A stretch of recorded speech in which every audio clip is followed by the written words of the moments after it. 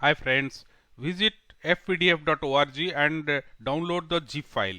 Inside this zip file you will have this tutorials and all details, but important is the fpdf.php file and the font directory. These two you copy and place it in your working directory. You can place it in some other location, then accordingly the path needs to be adjusted.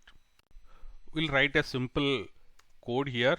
So first we'll call our class file. It is kept inside fpdf.php, which you have downloaded now and placed in our working directory. If it is in a different path, then you have to give the path here. So let me declare the object now. I'm giving fpdf equal to new, now fpdf. So this is the class which is inside the require. If you are not including that, then you will get, it will generate error for you. So just create fpdf and a new page will create. We'll say add page. Now next is we'll set the font. We'll declare the font size. We'll study all this in detail. So first let's just create one a simple file and display some message. Set font. Inside this we are giving Arial. This is the family of the style, font family. Then we are giving the style is B for bold, or I can make it italic also. Then the size I am giving 16.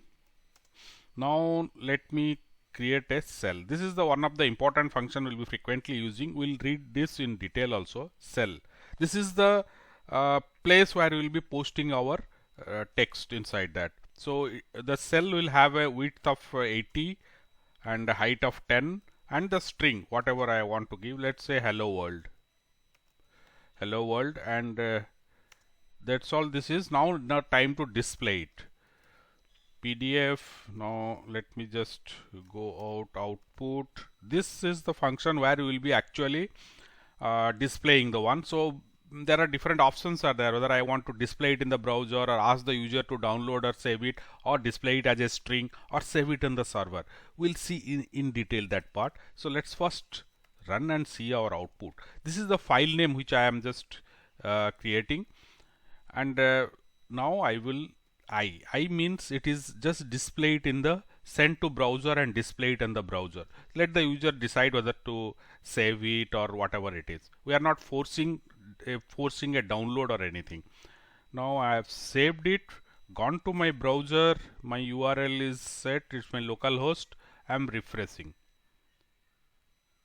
You can see hello world is displayed. This is a PDF file displayed in my browser.